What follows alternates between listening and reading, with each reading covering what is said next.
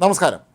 കഴിഞ്ഞ ദിവസം അമേരിക്കൻ പ്രസിഡൻ്റായി സത്യപ്രതിജ്ഞ ചെയ്തതിന് ശേഷം ഡൊണാൾഡ് ട്രംപ് നടത്തിയ പ്രസംഗത്തിൽ ഉടനീളം താൻ തെരഞ്ഞെടുപ്പിൽ പരാജയപ്പെടുത്തിയ കമല ഹാരിസിനെയും സ്ഥാനമൊഴിഞ്ഞ പ്രസിഡന്റ് ജോ ബൈഡനെയും കണക്കറ്റ് കളിയാക്കുന്നതായിരുന്നു അതിൻ്റെ ഉള്ളടക്കം മുഴുവനും തന്നെ.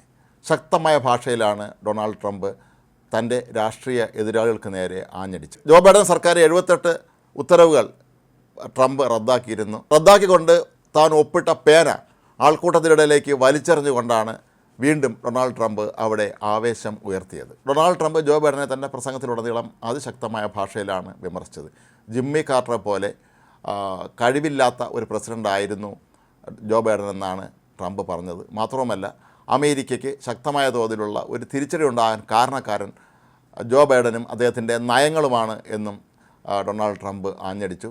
ഒപ്പം താൻ തെരഞ്ഞെടുപ്പിൽ പരാജയപ്പെടുത്തിയ കമല ഹാരിസിനെക്കുറിച്ചും ഡൊണാൾഡ് ട്രംപ് നിരവധി തവണ കളിയാക്കുന്ന രീതിയിൽ തന്നെയാണ് സംസാരിച്ചത്. അമേരിക്കയിൽ 1984 പ്രസിഡന്റ് തെരഞ്ഞെടുപ്പിൽ ഉയർന്ന ഒരു പരസ്യ വാചകമുണ്ട്: അമേരിക്കയിൽ വീണ്ടും പ്രഭാതമായി എന്നത്. അതിനെ അനുസ്മരിപ്പിക്കുന്ന രീതിയിലാണ് ഡൊണാൾഡ് ട്രംപ് കഴിഞ്ഞ ദിവസം പ്രസംഗിച്ചത് എന്നാണ് ഇപ്പോൾ പല രാഷ്ട്രീയ നിരീക്ഷകരും വിലയിരുത്തുന്നത്.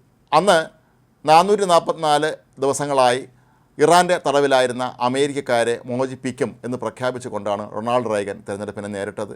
തെരഞ്ഞെടുപ്പ് വിജയിച്ചതിന് തൊട്ട് പിന്നാലെ തന്നെ അവരെല്ലാവരും മോചിപ്പിക്കപ്പെടുകയും ചെയ്തു. എന്നാൽ ഇപ്പോൾ അമേരിക്കൻ പ്രസിഡന്റായി ഡൊണാൾഡ് ട്രംപ് ചുമതലയേൽക്കുന്നതിന് മുമ്പ് തന്നെ അദ്ദേഹം ഒരു പ്രഖ്യാപനം നടത്തിയിരുന്നു: ഹമാസ് തട്ടിക്കൊണ്ടുപോയ ബന്ദികളെ അടിയന്തരമായി വിട്ടേക്കണം, അതല്ലെങ്കിൽ അവരെ നരകം കാണിക്കുമെന്ന്. ഇപ്പോൾ താൻ അമേരിക്കൻ പ്രസിഡന്റായി ചുമതലയേൽക്കുന്നതിന് ഒരു ദിവസം മുമ്പ് തന്നെ ബന്ദികൾ മോചിതരായിരിക്കുന്നു എന്ന കാര്യവും ഡൊണാൾഡ് ട്രംപ് എടുത്തുകാട്ടി. ഇത് തൻ്റെ സർക്കാരിൻ്റെ നിശ്ചയദാർഢ്യത്തിൻ്റെ ലക്ഷണമായിട്ടാണ് ഡൊണാൾഡ് ട്രംപ് ജനങ്ങൾക്ക് മുന്നിൽ ചൂണ്ടിക്കാട്ടിയത്. വളരെ ശാന്തമായ സ്വരത്തിൽ സംസാരിച്ചു തുടങ്ങിയ ഡൊണാൾഡ് ട്രംപ് ഒരു ഘട്ടത്തിലെത്തിയപ്പോഴാണ് അതിശക്തമായ ഭാഷയിൽ ആഞ്ഞടിക്കാൻ തുടങ്ങിയത്.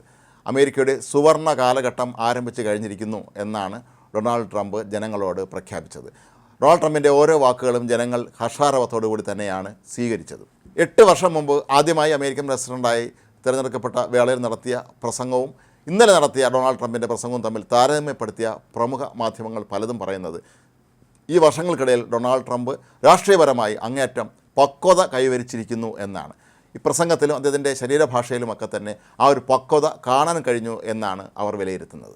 എല്ലാവരെയും ഒരുമിച്ച് കൊണ്ടുപോകണം എന്ന് ആഗ്രഹിക്കുന്ന ഒരു വ്യക്തിയാണ് താൻ എന്നാണ് ഡൊണാൾഡ് ട്രംപ് ജനങ്ങളോട് പറഞ്ഞത്.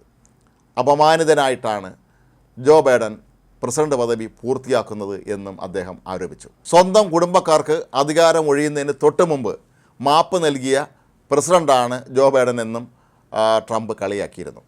ജോ ബൈഡൻ്റെ മകനായ ഹണ്ടർ ബൈഡനെ അനധികൃതമായ തോക്ക് കൈവശം വെച്ച കേസിലും മയക്കുമരുന്ന് ഉപയോഗിച്ച കേസിലുമൊക്കെ തന്നെ ജയിലിലാകേണ്ടിയിരുന്ന വ്യക്തിയെ പ്രസിഡന്റ് എന്നുള്ള നിലയിലുള്ള പ്രത്യേക അധികാരം ഉപയോഗിച്ച് ജോ ബൈഡൻ മാപ്പ് നൽകിയതിനെതിരെ നേരത്തെയും ഡൊണാൾഡ് ട്രംപ് പലവട്ടം വിമർശനം ഉന്നയിച്ചിരുന്നു. അതിൻ്റെ തുടർച്ചയായിട്ട് തന്നെയാണ് ഇപ്പോൾ പ്രസിഡൻ്റായി ചുമതലയേറ്റതിന് ശേഷം നടത്തിയ പ്രസംഗത്തിലും ജോ ബൈഡനെ ഇത്രയും രൂക്ഷമായ ഭാഷയിൽ വിമർശിച്ചത്. സാധാരണഗതിയിൽ അമേരിക്കൻ പ്രസിഡന്റുമാരൊന്നും തന്നെ തങ്ങളുടെ മുൻഗാമികളെക്കുറിച്ച് ഇത്തരത്തിലുള്ളൊരു ഭാഷയിൽ സംസാരിക്കുന്ന പതിവ് ഉണ്ടായിരിക്കുന്നതല്ല.